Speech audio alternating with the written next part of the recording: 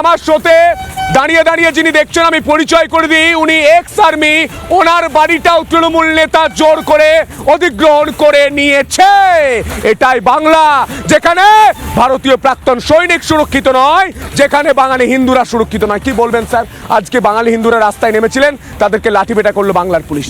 সেনাবাহিনীর মতে বাংলাদেশের ভেতরে চট্টগ্রামটাকে, আমি চট্টগ্রামে সার্ভিস করেছি গিয়ে, চট্টগ্রামকে মনে হয় ভারতবর্ষের উচিত ওটাকে দখল করে হিন্দু রাষ্ট্র বানিয়ে দেওয়া এবং বাংলাদেশকে ছাড়খাড় করে দেওয়া উচিত।